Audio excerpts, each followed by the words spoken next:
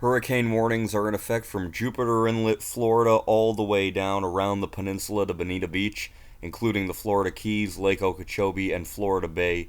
Hurricane warnings in the Bahamas, Turks, Caicos, north coast of Cuba, just all over the place with our extremely dangerous Hurricane Irma. Taking a look at the Atlantic basin this hour, you can see that we have a lot of storms to talk about, and we have, of course, our Category 4 hurricane now. It has weakened slightly, it's undergoing internal fluctuations, but it's a moot point. It's at 155, which is a Category 4, and 160 is a Category 5. So the 5 mile per hour difference, trust me, it's not a difference at all. This is an extremely dangerous hurricane. We have another hurricane, Jose, which is strengthening. It's almost a Category 4. It's a major Category 3 hurricane, getting very close towards the Leeward Islands over the next couple of days. And we have another strengthening hurricane, a Category 1, that's Katia in the Gulf of Mexico. We're going to talk about all this morning. I'm Mike Naso with another video update on the tropics, a very active hurricane season 2017. Now here's the latest on Hurricane Irma as of 5 a.m. Eastern Time from the National Hurricane Center in Miami. It was at 21.7 north, 73.8 west. Maximum winds were at 155 miles per hour, gusting well into the 190 range. Moving west-northwest at 16, 925 millibars, and it is fluctuating right now, but it is anticipated to remain a very powerful Category 4 hurricane and start to make that curve, and by Sunday morning it looks like landfall somewhere from, say, the mid-Keys up towards Miami in this area of the Florida Peninsula. Very, very devastating conditions expected. Obviously, there are mass evacuations going on. Everybody in the country is talking about this storm. In fact, people all around the world are talking about this hurricane. Very historic.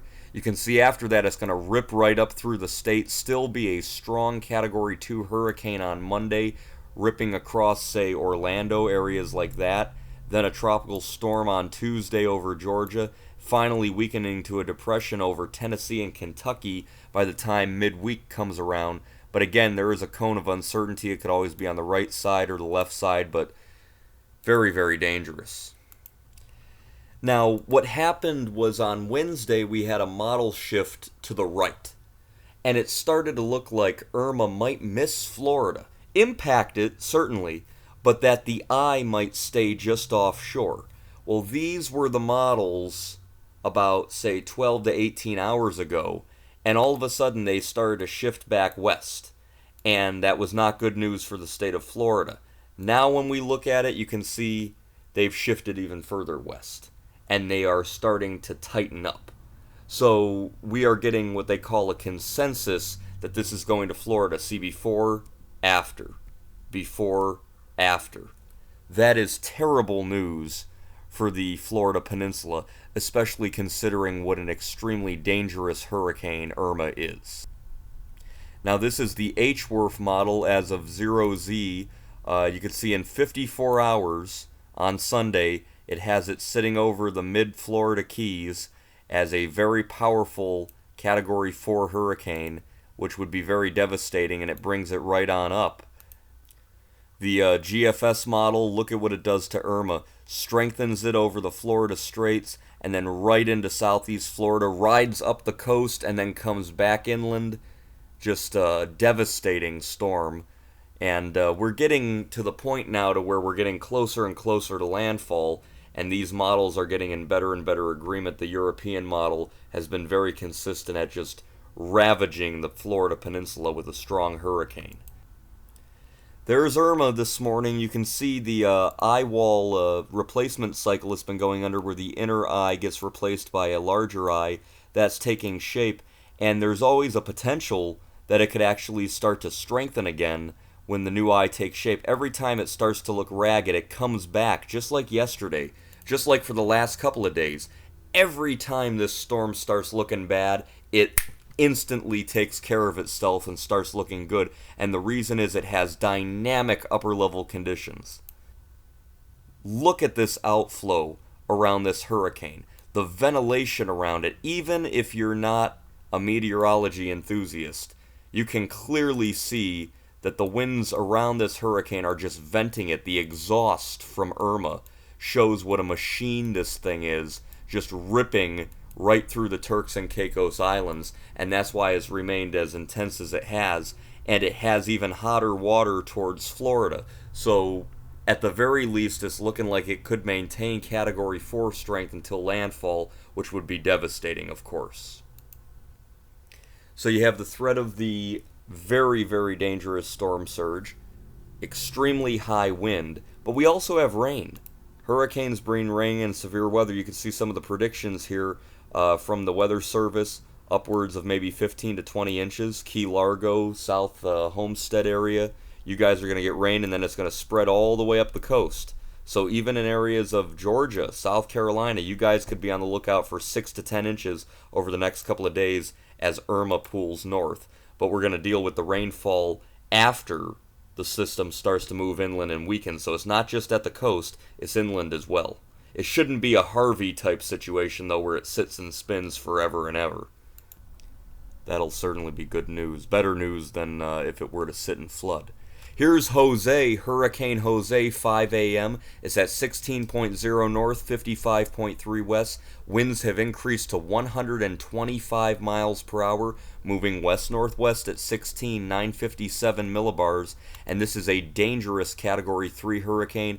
We have a hurricane watch in effect for Antigua, Barbuda, Anguilla, St. Martin, and St. Bartholomew. The same islands that were just devastated by Hurricane Irma a couple of days ago. You can see it's going to get very close. It might miss them just to the north, but they are within the cone of uncertainty, and it's going to be a major hurricane as it passes.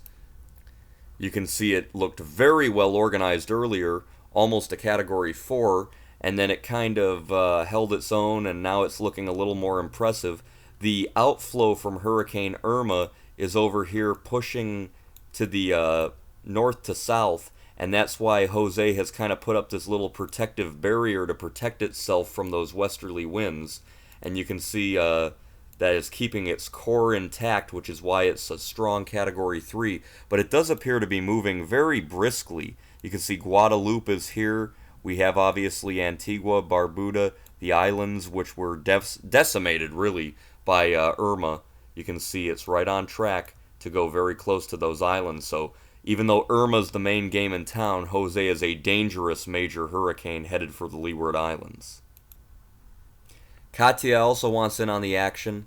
We have a hurricane warning from Cabo Rojo to Laguna Verde, Mexico, because at 5 a.m., Katia was at 21.3 north, 95.4 west, strengthening up to 90 miles an hour, almost a Category 2. It's drifting west-southwest at 3. It didn't move much last night or the day before. It's been pretty stationary. However, it is expected to make landfall in about 24 hours or so in Mexico, south of Tampico, north of Veracruz, as a strong Category 2 hurricane, maybe even a Category 3, which would be another major hurricane if that happened. And so it's going to be something we have to watch. Obviously, those people in Mexico, they just had a massive earthquake too. So Mother Nature is angry right now. There's Hurricane Katia, looking a little bit better organized, still a little ragged, but nevertheless small and strengthening, so you'll get those winds upwards approaching 100 miles an hour now. So in the final analysis, folks, I know these updates have been very long and winded, but 3 strong hurricanes in the Atlantic. September 10th is the peak of the season. That's the day that Irma will make landfall in Florida as what looks to be a devastating hurricane. You can see it on track there. Very large, very intense, very impressive. Just pummeling, as the Hurricane Center put it, the Turks and Caicos Islands. Major Hurricane Jose headed dangerously close to the Leeward Islands, and strengthening Hurricane Katia on track to make landfall in Mexico. 3 strengthening hurricanes, all 3 impacting land masses. A very serious situation in the hurricane season of 2017. I'm Mike Naso. I will see you guys next time.